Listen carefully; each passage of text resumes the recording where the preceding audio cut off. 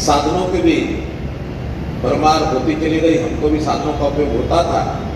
लेकिन जब कभी दूर जाना होता था, ये साधन ऐसे थे आसपास के स्थानों पर ही काम आते थे। जब कभी दूर जाना होता था तो यही बस अड्डा मेरे काम आता था। जब बस में बैठ करके 3 के शेड लगे हुए थे, उन 3 के शेड के नीचे से बस चलती थी। गर्मी में बुरा हाल होता था, भीड़ इतनी होती थी, दौड़ करके बस पर चढ़ना पड़ता था। दिल्ली की बस में तो भीड़ अत्यधिक होती थी। वो सारा दृश्य 1980-81 का मुझे याद है। मन में आता था कि कभी एक बस अड्डा अच्छा बढ़िया भी बनेगा, कब बनेगा? हमारी कोई सेल सरकारों में तो होती नहीं थी।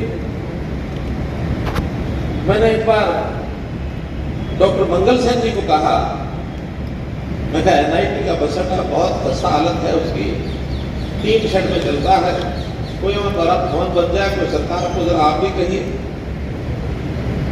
आज उनकी मुझे याद आ रही है। तो मैं सबसे पहले तो डॉक्टर मंगल सेन जी को इस नाते से भी आज याद करता हूं कि कल ही उनका जन्मदिन था, 27 तारीख को, 27 अक्टूबर को उनका जन्मदिन। और एक मन में विचार उठ रहा है, अगर आपकी सहमति हो तो उसको भी आज पूरा कर दें कि क्यों ना इस बस अड्डे का नाम डॉक्टर मंगल सेन जी के नाम पर रख दिया जाए।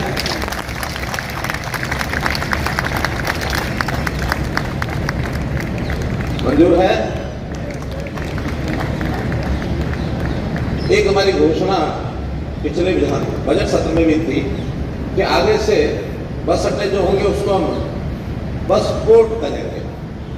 वैसे पोर्ट जो होता है वो सामान्यतः समुद्र किनारे होता है, बंदरगाह के नाते से जिसको कहते हैं। लेकिन अपने यहाँ भी जब अलग अलग इलाकों से कोई एक जगह से और वहाँ आने जाने के और इस प्रकार के ट्रांसपोर्ट के परिवहन के साधन चलते हो तो उनको भी पोर्ट कहा जाने लगा। अभी हमने गुरुग्राम में एक 20 एकड़ जमीन हेलीपोर्ट नाम से, जहाँ हेलीकॉप्टर उतरेंगे और अलग अलग जगह जाएंगे, उसका नाम हेलीपोर्ट रखा है। तो इस बस अड्डे को भी आज से शुरू करते हैं, जिसका नाम डॉक्टर मंगल सेन बस पोर्ट रखते हैं। MSBP NIT फरीदाबाद, मंगल Sen bus port NIT Faridabad. मंच पर बैठे लोग को जरा बोर्ड लगा था, हो गया? साथीगण और ट्रांसपोर्ट के सभी अधिकारीगण, सभी का स्वागत और धन्यवाद है। मुख्यमंत्री जी, मैं परिवहन मंत्री होने के नाते मैं आपका फरीदाबाद में बहुत धन्यवाद और स्वागत करता हूं कि आपने इस परिवहन विभाग को बहुत कुछ दिया और इतना दिया है कि हरियाणा 1 नंबर 1966 को हरियाणा बना। और ट्रांसपोर्ट के मेरे साथी बैठे हुए कर्मचारी, ड्राइवर हमेशा कहते थे कि हरियाणा में बसों की बहुत कमी है।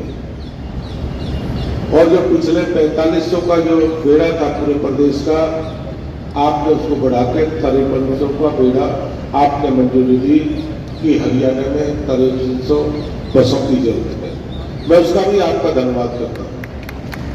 और मुख्यमंत्री, जहाँ मैं 150 AC, 125 मिनी बस और आपने 1000 बिल्डर बस देने का हमको काम किया।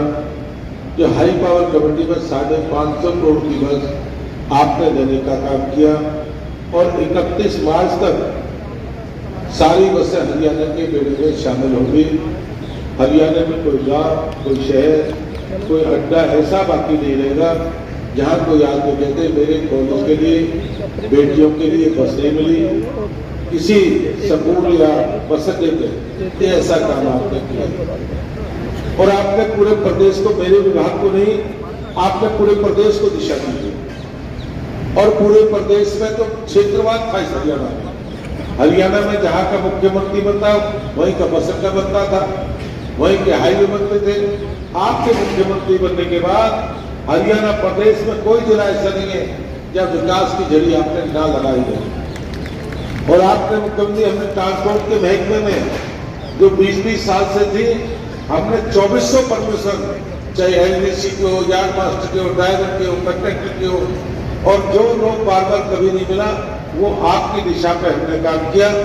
और मैं आपका इस खैरात की एनआईटी इस पर बसंते पे मैं आज तहे दिल से धन्यवाद और स्वागत करता हूँ।